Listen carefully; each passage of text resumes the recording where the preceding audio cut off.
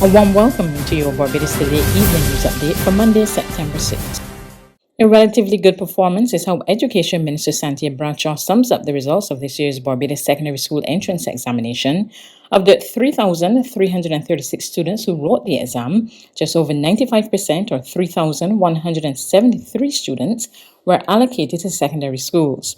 She noted that despite the severe impact of the COVID-19 pandemic on the education system, the decision to delay the annual test and the introduction of readiness assessments paid off, and as such, the results compared favorably with previous years. The national mean, which is a statistical measure used to analyze students' performance when compared over the 3-year period, showed that there was no significant difference in student performance in mathematics and English. When compared to the readiness assessment, which was done a mere 3 months before the 11+ exam, it is evident that the decision by the ministry to delay the administration of the examination has made a positive difference in the preparation of students for and for their learning gains. Teachers, students, and parents, again, I want to commend you as well. You have done a remarkable job trying to also balance all of the variables that are out there as a result of this pandemic. Our students are a unique group who at their tender age have already demonstrated their resilience. They persevered and they succeeded against the odds of this pandemic and indeed also the ashfall that had confronted us several months ago. Minister Bradshaw did not say whether this was a final common entrance exam, but she said her ministry has started work to move away from the test. That work has started in relation to the Director of Education Reform and our Education Reform Unit to move in the direction away from the common entrance examination. It's not going to be an overnight process, and the truth of the matter is that we wanted to start the engagement with the public several months ago. But as all of you no doubt are aware, COVID has changed the way in which we can engage, and we have had as a country and certainly as a ministry to focus on a number of other things. It does not mean that we have not started to look at specialist schools and centers of excellence, and Dr. Denny, I know, can speak to those in greater detail a bit later.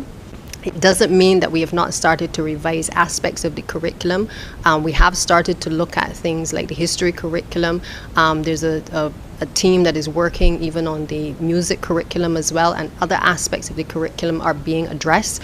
It does mean that we are looking at financial literacy and other subjects that are of interest to our young people and that help to prepare them for the world of work. It also means that things like robotics and coding, where we have expended significant sums to be able to give exposure not to a handful of children, but to children across the entire system, that those things are going to become commonplace as we move forward in education. This year's top students are elated with their performance. Overall top performer and top girl Elena Bone, who scored 99 in English and 100 in mathematics, is headed to Queen's College. She told Barbados Today her hard work paid off. It's a very big deal. I've wanted this for like a really long time, so I'm really excited and just it's really amazing. You wanted this for a very long time. Tell me a bit about that. You were planning to be top girl? Yeah. Well, I was hoping to be top girl because I don't know, it was a big goal I had set for myself, and to reach it's just really cool.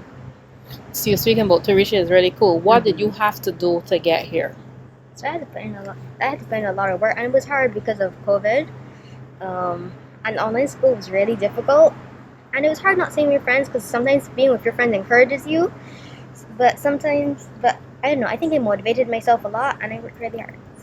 Her dad, Enrico, says she's deserving of success, and he praised the contribution of her teachers. We are all really elated and proud of Elena. We're honestly not very surprised because we saw her put in the work. She's putting in the work from the time she's entered primary school. She's always been top student or working really hard every term, so it's not a surprise. However, in the moment, it's still like, wow, we achieved it, we did it. So I told everybody when we heard it, jump off of the couch, we were jumping up and down. I lifted her, we ran around a couple of times. Her work started to fall, and then calls came in. Calls are still coming in. We thank everybody for their well wishes. We thank her teachers, they were awesome. Her teacher, Ms. Nakuda, really put in the work with this class, and we're proud of I'm thankful for the work that she's done. Over at St. Stephen's Primary, top boy Jeremiah Brown was simply delighted. Great. Feeling great. Tell me, man, how was the journey? Online school, preparing for this examination. How was it for you, or how was the past year? Well, the past year was good. It had ups and downs, but I still got through, and I did my best, and this is where it got me. Very good response. So tell me about some of the sacrifices you had to make. Yeah, I didn't really have to make any sacrifices because I did my schoolwork first. The new Queen's College student scored 99 in English and 98 in mathematics. His parents, Jeremiah and Melissa, are not surprised. He's disciplining enough himself. But yeah, we just give him any extra support if he has any questions. But you know, teaching your own children, so they don't really want to hear you at first. But when they're ready, they will come to you from time to time. But he had a very good teacher, and he had the support of the principal, and the work that is done here at St. Stephen's. All the other teachers that would assist him as he went through the school, and credit to him. He put in the work, he focused, but a very disciplined child, I must say. I was believing that he would be in the top 10 for sure. Jeremiah is a very high achiever. You know, sometimes if he gets a 95, it's like he will buckle down. He has to do better than this. And some people might think that's, you know, high score, but for Jeremiah, he wants to push the limits. And if it's 100, it's his target. So hearing him at the top boy, it was, yes, surprising, but still not surprising.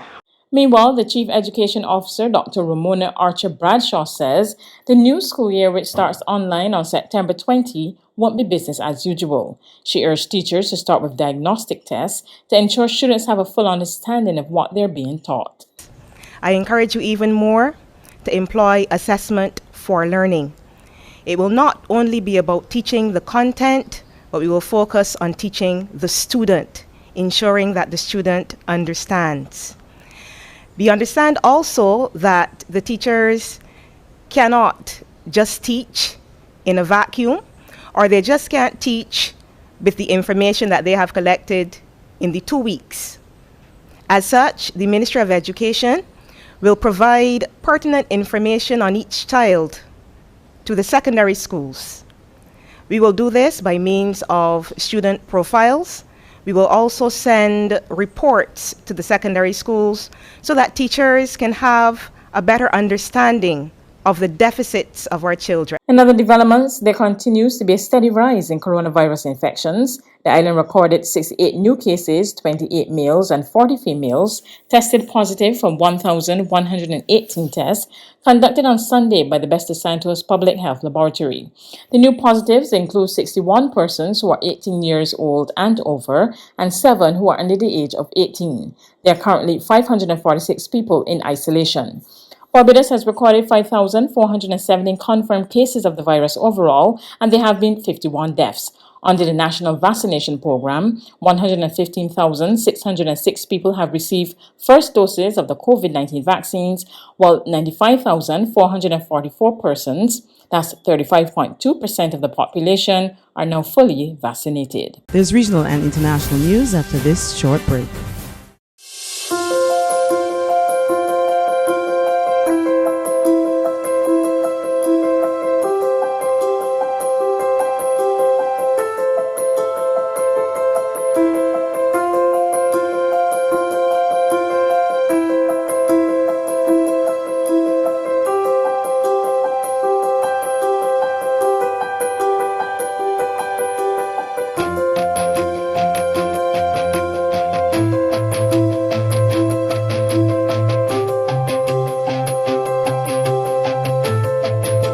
Barbados Today, news you can trust. To regional news, Jamaica's Prime Minister Andrew Holness laments that only 40,000 students have been vaccinated, and he suggests the country may have to revise its target to achieve herd immunity. At the start of the local campaign, about 1.7 million people, or over 65% of the population, needed to be vaccinated to achieve herd immunity against the virus. But Prime Minister Andrew Holness has put the country on alert that the figure may have to be much higher because the virus has evolved. We are at about 13% of Jamaica receiving at least one dose of the vaccine. That is far, far too low.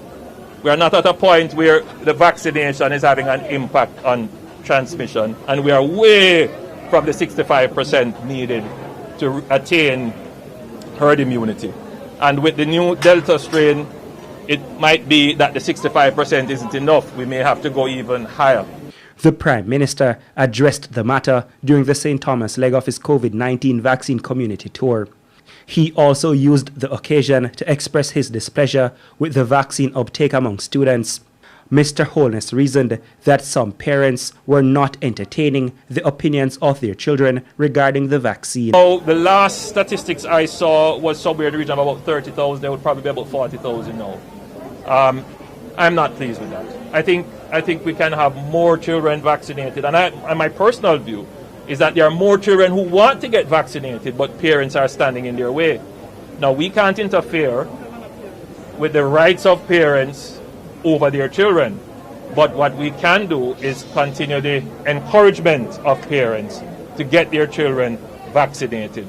On the international scene, a rocky start in the polls for Justin Trudeau's Liberals, and that has been compounded with intense protests in different parts of Ontario. The crowds, which have been seen holding signs protesting vaccines and COVID-19 measures, have often spewed insults and obscenities towards Trudeau, Liberal supporters and the media. But Trudeau said the constant pressure from the outspoken minority hasn't changed his outlook.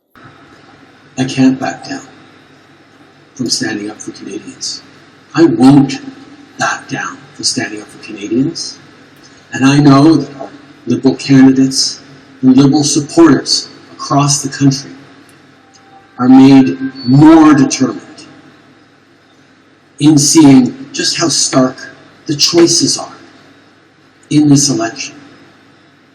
And for people who still wonder whether or not we really needed an election right now, just take a look at the issues and the intensity of debate over so many big issues that really matter to Canadians. The clear and stark differences between our various approaches for this country. The clear and stark differences in leadership style.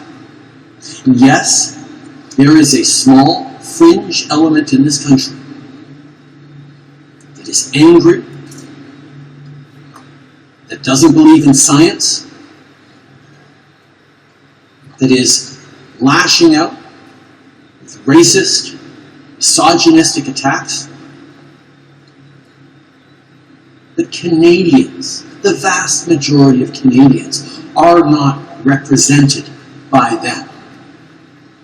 And I know will not allow those voices, those special interest groups, those protesters who can, I don't even want to call them protesters, those anti-vaxxer mobs, to dictate how this country gets through this pandemic and how we recover our economy free from lockdowns, where people can get back to work and back to doing the things they want to do and keep our kids safe. That's news, but for the very latest, visit our website at www.barbadostoday.bb. You can also subscribe to our e-paper, email updates, or like us on Facebook, and sign up for our breaking news alerts via WhatsApp. We're also on Izumi Media and bus terminals, as well as screenplay at supermarkets and gas stations near you. You can also hear us on Mix 96.9 FM and Capital Media HD 99.3 FM.